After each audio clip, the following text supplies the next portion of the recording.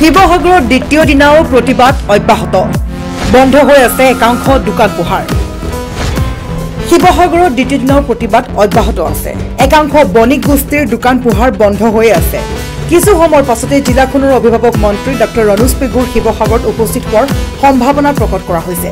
৩০টাকৈ প্ৰতিবাদী দল সংগঠনৰ সৈতে আলোচনা মিলিত হ'ব বুলি জানিব পৰা গৈছে যদিও সংগঠনে তেওঁলোকৰ দাবীসমূহ মানি নোলোৱালৈ প্ৰতিবাদ অব্যাহত ৰাখিছে ইপিনে শৃংখল চলিহাৰ ওপৰত সুমন নামৰ এগৰাকী ব্যক্তি দিয়া এজাহাৰ প্ৰত্যাহাৰ কৰিছে আন এক সিং উপাধিকাৰী লোকৰ দ্বাৰা নতুন এজাহাৰ দাখিল কৰা হৈছে চলিহাৰ বিৰুদ্ধে এই সন্দৰ্ভত শৃংখল চলিহাৰ তাৰ প্ৰতিক্ৰিয়া প্ৰকাশ কৰে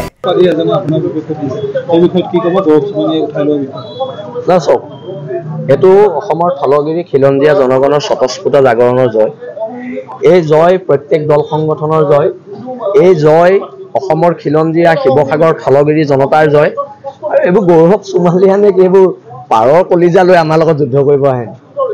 পাৰৰ কলিজালৈ আমাৰ লগত যুদ্ধ কৰিব আহিলে নহবতো আমি থলগিৰি মানুহ হয় আমি খিলঞ্জীয়া মানুহ হয় সহ্য বিজয় মহিয়ান আমি এটা জাতি হয় ১৭ বাৰ মোগল পৰাস্ত কৰা আমি এটা জাতি হয় আৰু আমি আৰু গৌৰৱ চুমালিয়ালে আৰু ভয় কৰিবলৈ আছে আৰু এতিয়াও মই আজি হিমন্ত বিশ্ব শৰ্মাক এটা প্ৰশ্ন সুধিছো যদি মই আজি ৰাজস্থানত এজন ৰাজস্থানী মানুহৰ বিৰুদ্ধে এফআইআৰ দিওঁ মোক ৰাজস্থান পুলিচে দুটা পিএছও দিব এটা আমাক যে ভাবুকি দি থকা হৈছে আমাৰ পিএছও কিটা নাই যে নিৰাপত্তা দায়িত্ব কল মাৰোৱাৰীখিনিৰ আমাৰ খিলঞ্জীয়া ভূমিপুত্ৰ মানুহৰ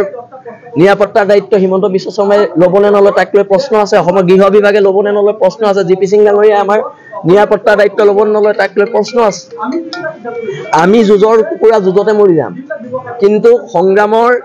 যি ধাৰা এই ধাৰা অব্যাহত থাকিব আমি নিজৰ যেটো আমাৰ দাবী আমি দাবী অটল হৈ আছে আমাৰ প্ৰথম দাবীটো হৈছে যে আৰু এজন মূল অভিযুক্ত গ্ৰেপ্তাৰ কৰা নাই অজয় লাহটিক প্ৰথম গ্ৰেপ্তাৰ কৰিব লাগিব দ্বিতীয় দাবীটো আছিল যে যিসকল বহিৰাগত অনাঅসমীয়া ব্যৱসায়িক গোষ্ঠী আছে তেওঁলোকে নিজৰ ভুল স্বীকাৰ কৰি ৰাজহুৱাভাৱে তামোল পাণ লৈ ক্ষমা খুজিব লাগিব ৩ নম্বৰ দাবীটো আছিল যে শিৱসাগৰত থকা প্ৰতিখন ব্যৱসায়িক প্ৰতিষ্ঠানত ডাঙৰকৈ নামফলকসমূহ অসমীয়া ভাষাত লিখিব লাগিব ৪ নম্বৰ আমাৰ দাবীটো আছিল আপোনাৰ আমাৰ যিসমূহ অনাঅসমীয়া ব্যৱসায়িক প্ৰতিষ্ঠান আছে এই ব্যৱসায়িক প্ৰতিষ্ঠানসমূহত ৯০% থলুৱা নিবনুৱা যুৱক যুৱতীক নিয়োগ কৰিব লাগিব আৰু ইয়াৰ লগত আৰু এটা কথা ক'ব বিচাৰিছো যে ৬ মাহ অনুসৰি দৰমহা দিব লাগিব যিমানবিলাক অনাঅসমীয়া ব্যৱসায়িক প্ৰতিষ্ঠান আছে ২-৩ হাজাৰ টকা দৰমহা দি খটাইছে আমাৰ অসমীয়া যুৱক যুৱতীসকলক তেওঁলোকে ১২ ঘণ্টা কামত লগাব তেওঁলোকে অনাঅসমীয়া এচিঙত বহি মলাই খাই থাকিব এই কথা হ'ব নোৱাৰিব শিৱসাগৰত থকা অসমত থকা প্ৰতিটো ব্যৱসায়িক প্ৰতিষ্ঠানত যিমানখিনি আমাৰ থলুৱা নিবনুৱা যুৱক যুৱতী নিয়োগ হৈ আছে তেওঁলোকক ৬ মাহ অনুসৰি দৰমহা দিব লাগিব আৰু যদি কোনোবাই ৬ মাহ উলংঘা কৰে তেনেকুৱা অনাঅসমীয়া ব্যৱসায়িক কিন্তু আমি ৰাজপথত কাণত ধৰাবলৈ আমি বাধ্য হ'ম কাৰণ বাৰে বাৰে আমি সহ্য কৰি নাথাকো আৰু আমাৰ মূল দাবীটো হৈছে আমি কৈছো যে শিৱসাগৰত বা অসমত অনাঅসমীয়া যাতে অনাদি অনন্ত কাললৈ কোনো কাৰণতে যাতে অসমীয়া মানুহৰ ভূমি ক্ৰয় কৰিব নোৱাৰে তাৰ এটা ব্যৱস্থা গ্ৰহণ কৰিব লাগিব কাৰণ আজিৰ তাৰিখত আপুনি মন কৰিব অসমৰ প্ৰায় সংখ্যক নগৰত কিন্তু ৮০% ভূমি এতিয়া কিন্তু আমাৰ অনাঅসমীয়া হাতত আৰু যাৰ কাৰণে ইতিমধ্যে আমি এখন স্মাৰক পত্ৰ লিখি আনিছো স্মাৰক পত্ৰখন আমি স্পষ্টভাৱে কৈছো যে অসমীয়া মানুহৰ মাটি আৰু ঘৰ সহিতে অসমীয়া মানুহৰ যিখিনি মাটি অনাঅসমীয়া ইতিমধ্যে কিনিছে বা ভৱিষ্যতৰ দিনত যদি কিনিম বুলি ভাবিছে এই মাটিৰ কিনা বিচা পঞ্জীয়ন বিক্ৰী সম্পূৰ্ণৰূপে বন্ধ কৰি দিবৰ কাৰণে চক্ৰ বিষয়াক পঞ্জীয়কক আমাৰ মুখ্যমন্ত্ৰী মহোদয়ে আজি কিন্তু নিৰ্দেশ প্ৰদান কৰিব লাগিব আমি পত্ৰখনে স্পষ্টভাৱে কৈছো যে এখন নিৰ্দিষ্ট ভূমি আইন আমাৰ অসমৰ কাৰণে লাগিব আমাৰ থলুৱা মানুহৰ অসমীয়া মানুহৰ যাতে ভূমি মাটি যাতে সংৰক্ষণ হয় ভৱিষ্যতৰ দিনত আমি সুৰক্ষিতভাৱে আমি জীয়াই থাকিব পাৰো তাৰ কাৰণে এখন নিৰ্দিষ্ট ভূমি আইন কিন্তু প্ৰণয়ন কৰিব লাগিবই এতিয়া গোটেই বিষয়টো কেৱল মাত্ৰ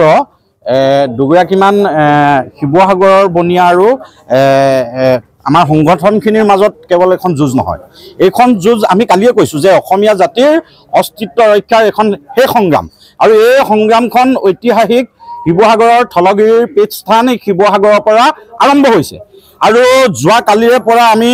ইয়াতে ৩০ জাতীয় জনগোষ্ঠীয় সংগঠন সষ্টম হৈ আছো ইয়াতে শিৱসাগৰত প্ৰতিটো খিলঞ্জীয়া জাতি জনগোষ্ঠী সষ্টম হৈ আছে কালি আপোনালোকে দেখিছে যে শিৱসাগৰত খিলঞ্জীয়া ৰাইজৰ শুভৰ উদগীৰণ হৈছে আচলতে বহুদিন সহ্য কৰি থকা হ'ল অনা অসমীয়াই অসমীয়াৰ ওপৰত আক্ৰমণ কৰা ঘটনা এইটোৱে প্ৰথম নহয় ইয়াৰ আগতেও আমি বিভিন্ন সময়ত দেখিছোঁ সমগ্ৰ অসমতে এনেকুৱা ধৰণৰ ঘটনাবিলাক হৈ আছে আমি কৈ আছোঁ যে আমাৰ খিলঞ্জীয়াৰ মাটিবিলাক অনা অসমীয়াৰ হাতলৈ যোৱা ঘটনাটো এতিয়াও নহয় এইটো বহুদিন ধৰি এটা চক্ৰই আমাৰ খিলঞ্জীয়াৰ হাতৰ পৰা মাটি বাৰীসমূহ আমাৰ ভূমিসমূহ কাঢ়ি লৈ যোৱাৰ এটা চক্ৰান্তত লিপ্ত হৈ আছে গতিকে আমি কৈছোঁ যে ইয়াৰ এটা স্থায়ী সমাধান লাগিব আমাৰ ভূমিৰ ওপৰত আমাৰ খিলঞ্জীয়াৰ অধিকাৰ আমাক লাগিব আমাৰ এটা কথা আমি কৈছোঁ আপোনালোকে এটা কথা চাওক সৌ সিদিনা মুখ্যমন্ত্ৰী মহোদয় হিমন্ত বিশ্ব শৰ্মাই এটা তেখেতে মন্তব্য কৰিছে যে এটা হিন্দু বা মুছলমানৰ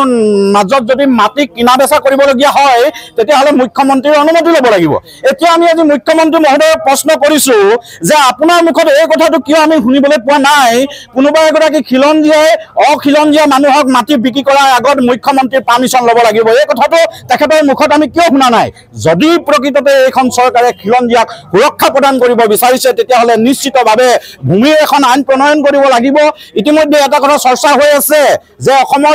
কিছু জিলাত তেখেতসকলে এখন আইন প্ৰণয়ন কৰাৰ কথা তেখেতসকলে পাতিছে কিন্তু কেৱল মাত্ৰ কেইখনমান মুষ্টিমেয় জিলাতে এই আইনখন প্ৰণয়ন কৰিলে নহ'ব আমাৰ উজনি অসমৰ প্ৰতিখন জিলা সুৰক্ষিত হ'ব লাগিব আৰু আজি গোটেই বিষয়টো মিডিয়েটৰ হিচাপে চৰকাৰে এগৰাকী প্ৰতিনিধিক ইয়ালৈ পঠাইছে নিশ্চিতভাৱে আলোচনালৈ মাতিছে আমি আলোচনাৰ পৰিপন্থী নহয় আলোচনা কৰিবলৈ আমি বেয়া নাপাওঁ কিন্তু আলোচনাৰ বিনিময়ত এটা সমাধান লাগিব যদি আজি যিগৰাকী মন্ত্ৰী আহিছে মন্ত্ৰীগৰাকীয়ে যদি এটা উচিত সমাধান দিব নোৱাৰে আজি আমি 10টা আমাৰ দাবী আছে গোটেই 10টা দাবীৰ ওপৰত যদি এটা আমি উত্তৰ নাপাওঁ প্ৰত্যুত্তৰ নাপাওঁ এটা ভাল সমাধান নাপাওঁ তেতিয়াহ'লে নিশ্চিতভাৱে আমাৰ যি স্থিতি আছে আমি স্থিতিত অটল হৈ থাকিম শিৱসাগৰৰ পৰা ফয়জলী ৰিপৰ্ট নিউজ এইট আছাম ঘৰ অফিচ গুদান আদি সলনি কৰাৰ কথা ভাবিছে নেকি পিছে সলনি কৰিব হয় সকলো বস্তু এঠাইৰ পৰা আন ঠাইলৈ সহজে নিয়াটো জানো সম্ভৱ চিন্তা তাতেই নহয় জানো কেৱল ঘৰ অফিচে নহয় ডাঙৰ ডাঙৰ মেচিন বাইক ডাঙৰ ডাঙৰ গাড়ীকে ধৰি সকলো বস্তু পিছে এতিয়া আৰু চিন্তাৰ কোনো কাৰণ নাই আপোনাৰ এটা মাথো ফোন কলতে সমাধান হৈ পৰিব এনেসমূহ সমস্যা আপোনাৰ কাষত আংকুশ কাৰ্গো পেকাৰ্ছ এণ্ড মুভাৰ্ছ সমগ্ৰ ভাৰততে প্ৰভাইড কৰে ডোৰ টু ডোৰ ছাৰ্ভিচ গতিকে দেৰি কিহৰ এতিয়া যোগাযোগ কৰক 9957630102 অথবা 9546214823 নম্বৰত লগতে ঠিকনা ফটাহিল আমবাৰী নিয়াৰ অনাথ আশ্ৰম আমবাৰী থানা গুৱাহাটী